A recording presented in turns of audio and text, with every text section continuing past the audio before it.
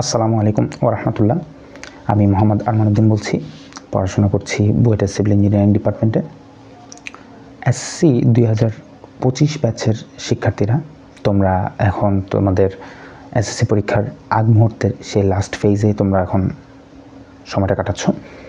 তোমাদের ইতোমধ্যে স্কুলের টেস্ট পরীক্ষাও শেষ, টেস্ট পরীক্ষার রেজাল্টও দিয়ে দিয়েছে।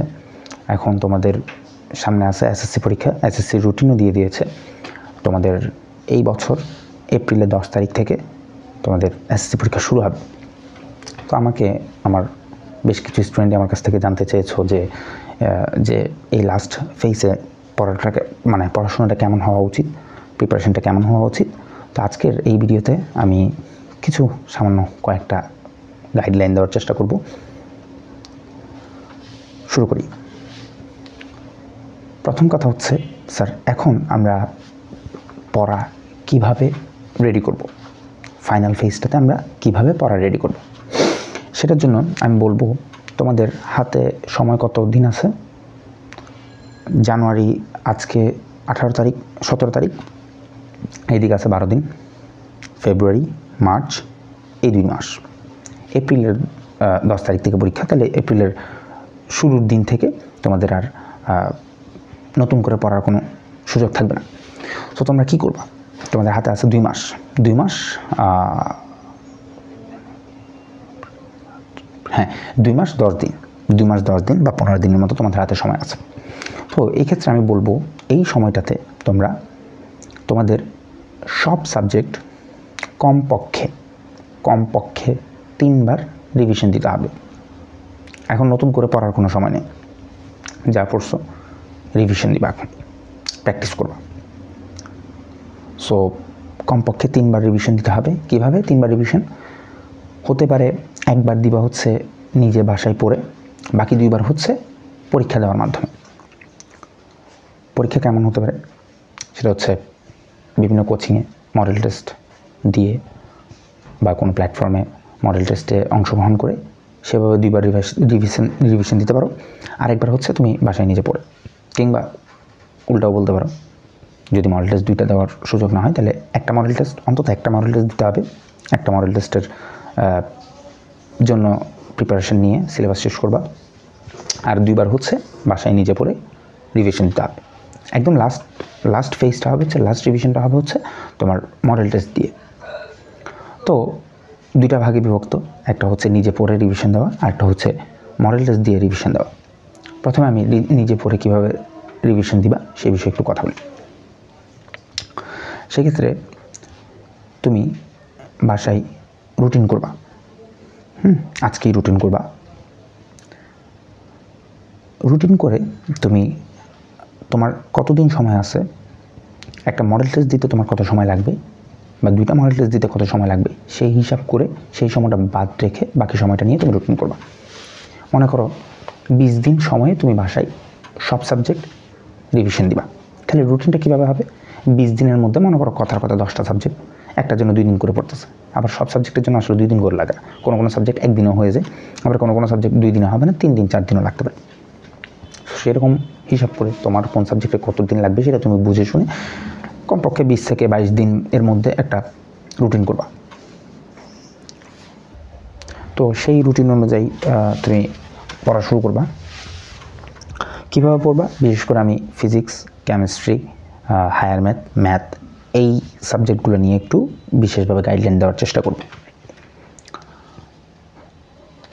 এইগুলোতে আমাদের থিওরিও পড়া লাগে, থিওরির সাথে বিভিন্ন ম্যাথ করা লাগে, ফর্মুলা অনেক কিছুই আছে। বিশেষ করে ফিজিক্সের ক্ষেত্রে বিভিন্ন রকম টপিকের, বিভিন্ন চ্যাপ্টারের বিভিন্ন রকম ফর্মুলা, বিভিন্ন রকম কন্ডিশনে, বিভিন্ন শর্তের কারণে এই শর্তে এই ধরনের ফর্মুলা, ওই শর্তে এই ধরনের ফর্মুলা। কিছু সূত্র আছে যেগুলো এমসিকিউতে ইউজ করতে পারবা, কিছু সূত্র আছে যেগুলো সিকিউতে ইউজ করতে পারবা।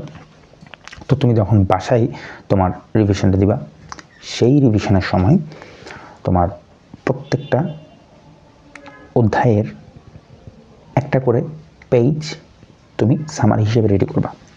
প্রত্যেকটা চ্যাপ্টার, ফিজিক্সের কথা যদি বলি, মনে করেন 14টা চ্যাপ্টার আছে, সেখানে ফর্মুলা, ম্যাথমেটিক টার্ম যেই আমাদের প্রবলেম থাকে, সেই প্রবলেমগুলো আছে হচ্ছে প্রায় 10 কি 11টা চ্যাপ্টারের মধ্যে। এই 11টা চ্যাপ্টারে 11টা পৃষ্ঠা হবে। প্রত্যেকটা পেজে সামারি থাকবে। সামারি হিসেবে যা যা ফর্মুলা, কোনগুলো এমসিকিউতে, কোনগুলো সিকিউতে, কোনগুলো শর্ট ট্রিক্স, কোনগুলো এসএসসিতে এমসিকিউতে ইউজ করতে পারবা, কোনগুলো সিকিউতে ইউজ করতে পারবা, কোন কন্ডিশনে কোন সূত্র ইউজ করতে হবে, সেরকম করে প্রত্যেকটা অধ্যায়ের জন্য একটা করে পেজ সামারি হিসেবে রেডি করে রাখবা, যাতে করে তুমি বাসায় প্রিপারেশন দেওয়ার সময় এগুলো রেডি করার পরে তুমি যখন পরীক্ষা দিতে যাবা বা ওই টপিকগুলোর ম্যাথ প্র্যাকটিস করতে যাবা, টেস্ট পেপার যখন সলভ করতে যাবা, তখন যাতে ওই একটা পেজ রিডিং পড়ে ওই চ্যাপ্টারের সব সূত্র তোমার রিকভার হয়ে যায়, রিভিশন হয়ে যায়, এবং সেই সূত্রগুলো কোনো প্রবলেমে ফেস করলে সেই সূত্রগুলো যাতে খুব ইজিলি তুমি বের করতে পারো, সেইভাবে রেডি করে রাখবা, যাতে করে সেগুলো দেখে তুমি প্রবলেম সলভ করতে পারো।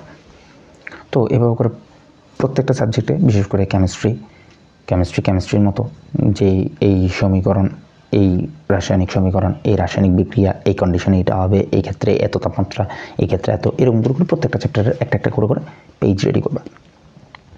এভাবে তুমি তোমার বাসার রিভিশনটা দিবা, হয় একবার না হয় দুইবার, কমপক্ষেও একবার দিতে হবে। এরপর মডেল টেস্ট দিবা। এবার আসি মডেল টেস্টগুলো কীভাবে দিবা। আরেকটা কথা, বাসায় যখন পড়বা, বাসায় যখন রিভিশন দিবা, তখন প্রত্যেকটা সাবজেক্টের, বিশেষ করে physics, chemistry, biology, higher math, general math, এই চ্যাপ্টারগুলোর টেস্ট পেপার সলভ করতে হবে। প্রত্যেকটা চ্যাপ্টারের টেস্ট পেপারের প্রত্যেকটা ম্যাথ দেখার চেষ্টা করবা। সলভ করতে পারো না পারো, দেখার চেষ্টা করবা অ্যাটলিস্ট কোন ওয়েতে কী করা যায় না করা যায়। মানে হাতে কলমে সবগুলো করতে হবে বিষয়টা এমন না, হাতে কলমে যতটুকু করা দরকার করবা, তবে প্রত্যেকটা প্যাটার্ন, প্রত্যেকটা টাইপের ম্যাথ দেখার চেষ্টা করবা। আর অবশ্যই বিগত 5 থেকে 6-7, বিগত কমপক্ষে 5 সালের বোর্ড কোয়েশ্চেন দেখবা, কীরকম কোয়েশ্চেন আসছে, প্রত্যেকটা বোর্ডের, প্রত্যেকটা সাবজেক্টের, প্রত্যেকটা অধ্যায় থেকে কী কোয়েশ্চেন আসছে দেখার চেষ্টা করবা। এগুলো হচ্ছে যখন বাসায় রিভিশন দিবা তখন। এরপর পরীক্ষার, মনে করো মডেল টেস্ট দিচ্ছ, মডেল টেস্ট কীভাবে দিবা, মনে করবে যে তোমার এটা এসএসসি পরীক্ষা, এভাবে করেই দিবা। একদম স্ট্র্যাটেজি মেনটেন করতে হবে, টাইম ম্যানেজমেন্ট মেনটেন করতে হবে, সব কিছুই মেনটেন করে তুমি পরীক্ষাগুলো দিবে, এবং খুব সিরিয়াসনেসের সাথে। মডেল টেস্টের আগে মডেল টেস্ট, একটা মডেল টেস্ট দিলে তো অবশ্যই তোমার পুরো সিলেবাস একবার রিকভার হওয়ার কথা, রিভিশন হওয়ার কথা, কারণ তোমার একটা মডেল টেস্ট সব সাবজেক্ট থাকবে, প্রত্যেকটা সাবজেক্টের ফুল সিলেবাস, তোমাদের যেই সিলেবাস এসএসসি পরীক্ষা দিবে সেই সিলেবাসের আন্ডারে কিন্তু মডেল টেস্টগুলো হবে। তো মডেল টেস্টের ক্ষেত্রে দেখা যাবে তুমি পরীক্ষার আগের রাতে টোটাল চ্যাপ্টার কিন্তু শেষ করতে হবে, টোটাল সিলেবাস শেষ করতে হবে প্রত্যেকটা সাবজেক্টে। তো তখন তোমার হেল্প করবে বাসায় যে রেডি করছিলা এক একটা পেজ দিয়ে তুমি রিসেন্টলি কিন্তু রেডি করে গেছো, বাসায় রিসেন্টলি তুমি রেডি করছো। তো এখন পরীক্ষার আগ মুহূর্তে দেখা যাবে থিওরি তোমার অনেক কিছুই জানা আছে, যার কারণে ফর্মুলাগুলো জাস্ট তুমি, মানে তোমার ওই যে চ্যাপ্টারের যে সামারাইজ প্রত্যেকটা পেজ আছে, সেরকম পেজগুলো তুমি পড়ে প্রিপারেশন নিয়ে ফেলতে পারতেছো। পরীক্ষায় গিয়ে কী তোমার মেনটেন করতে হবে, সেটা হচ্ছে তোমার টাইম ম্যানেজমেন্ট। তুমি প্রত্যেকটা সিকিউর জন্য কত মিনিট করে তুমি এসএসসিতে বরাদ্দ করবা, সেইটার হিসেবেই তুমি এখানে পরীক্ষা দেবে। খুব নর্মালি ম্যাক্সিমাম একটা সিকিউর জন্য 20 মিনিট সময়, তুমি মডেল টেস্টে 20 মিনিট না, বরঞ্চ 18 বা 17 মিনিটে একটা সিকিউ সলভ করার চেষ্টা করবা মডেল টেস্টে, এবং এটা স্ট্রিক্টলি তোমার মেনটেন করতে হবে, স্ট্রিক্টলি এই জিনিসটা তোমার মেনটেন করতে হবে। তো সেই টাইম ম্যানেজমেন্টটা কিন্তু খুব স্ট্রিক্টলি তুমি মেনটেন করবা। একটা মডেল টেস্ট দাও কিংবা 2টা দাও, যতটাই দাও না কেন, প্রত্যেকটাতেই সিরিয়াসলি এটা মেনটেন করতে হবে। তোমার ঘড়ি ধরে সেইভাবেই তুমি প্রত্যেকটা সিকিউ শেষ করার চেষ্টা করবা। আরেকটা বিষয় দেখা যায়, বাংলা, ধর্ম, বাংলাদেশ বিশ্ব পরিচয়, মানে যেই সাবজেক্টগুলোতে একটু ডেসক্রিপটিভ সিকিউ থাকে, সেই সিকিউগুলোতে স্টুডেন্টরা মার্ক তুলতে কষ্ট হয়। সো এই ক্ষেত্রে আমার একটা অবশ্যই পার্সোনাল মতামত হচ্ছে, তুমি যেই কোশ্চেন আসবে, সিকিউর যে নিয়ম, 1 নাম্বারের জন্য ক-এর জন্য হচ্ছে তোমার জ্ঞানমূলক, খ-এর জন্য জ্ঞানমূলক অনুধাবন, গ-এর জন্য জ্ঞানমূলক অনুধাবন প্রয়োগ, গ-এর জন্য জ্ঞানমূলক অনুধাবন প্রয়োগ, উচ্চতর দক্ষতা। তোমার এই 4টা পয়েন্টে ভাগ করে কিন্তু লিখতে হবে।